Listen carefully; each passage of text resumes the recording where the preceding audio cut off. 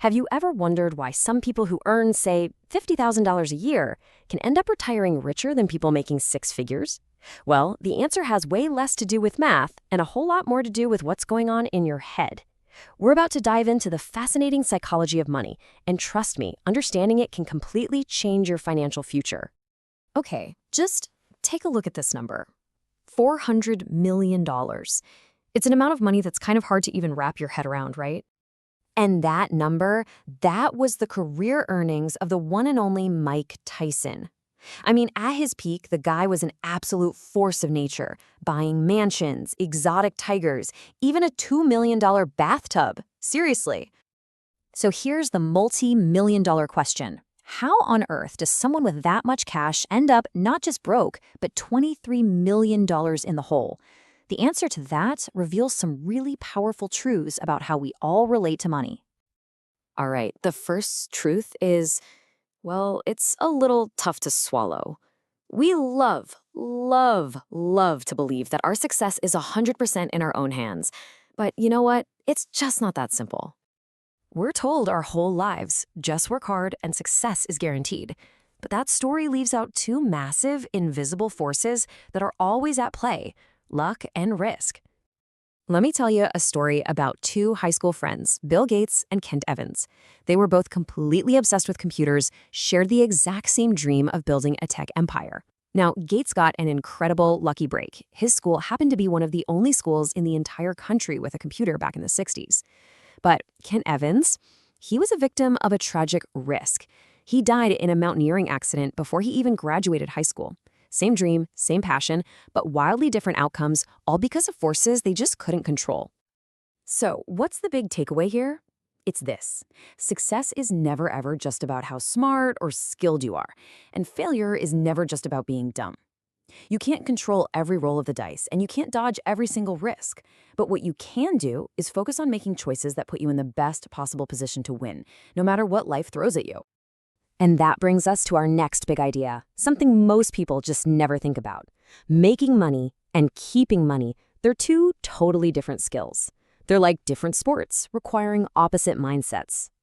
So getting rich, that takes optimism, taking big swings. Think of Jeff Bezos quitting a cushy Wall Street job to sell books on the internet. But staying rich, that takes humility. It takes a healthy dose of fear that you could lose it all. It's all about survival.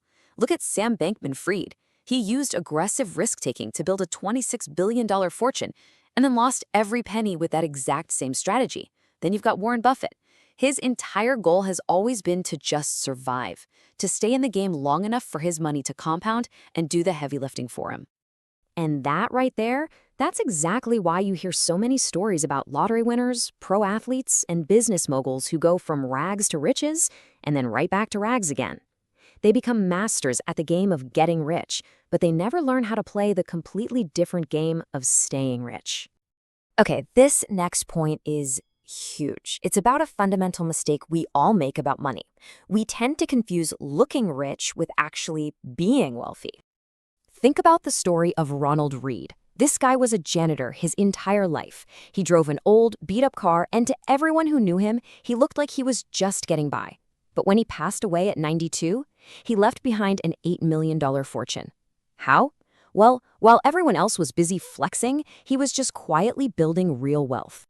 You know, we see someone driving a Ferrari and we think, wow, they must be loaded. But really, all we know for sure is that they just spent a few $100,000. We have no idea what's left in their bank account. See, true wealth isn't the flashy car or the designer clothes. It's the stuff you don't see. The investments, the savings, the financial security that ultimately buys you freedom. And that's the absolute heart of it. The real purpose of saving isn't just to delay spending so you can buy a nicer TV later. The ultimate goal, the most valuable thing money can possibly buy, isn't more stuff, it's freedom. It's the freedom to decide how you spend your time, who you spend it with, and what you do with your one precious life. There's actually a great kind of blunt term for this, the FU fund. It's that pile of money, that cushion, that gives you the power to walk away from a bad situation. It's the ability to say, I'm out, to a job that's crushing your soul, or to leave a bad relationship without having a financial meltdown. It gives you control over your own time, and that is the most valuable asset any of us will ever have. So, if all these ideas are pretty simple, why do so many of us find it so hard? Well, it comes down to our own brains. We have to understand why being reasonable with our money is so much more powerful than trying to be perfectly rational. Think about it. Most financial advice is just cold, hard math. It assumes we're all robots, but we're not. We're emotional beings, and our biggest, most important money decisions are almost always driven by feelings like fear and greed, not by some numbers on a spreadsheet. Okay, so a purely rational investor says, the spreadsheet says I should hold my stocks no matter what happens. But then, the market crashes, they see their life savings evaporating, panic kicks in, and they sell everything at the absolute worst possible time. A reasonable investor, on the other hand, says, you know what? I know myself. I know I'm going to freak out in a crash. So I'm going to build a plan that works for me, a human, one I can actually stick with when things get scary. At the end of the day, the best financial plan isn't the one with the highest possible return on paper. It's the one you can actually stick with for decades. It's the one that lets you sleep soundly at night even when the world outside feels like it's going crazy. So we've covered a ton of ground here.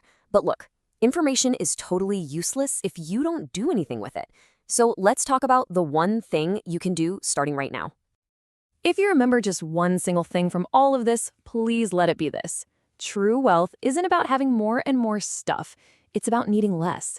It's about using money as a tool, a simple tool, to get control over your life and, most importantly, your time. You know, they say the best time to plant a tree was 20 years ago. The second best time is today. The best time to start building this freedom was yesterday, but the second best time is right now. So I'll leave you with this question. What is one choice, just one small choice, that you can make today, not tomorrow, today, to start buying back your own time?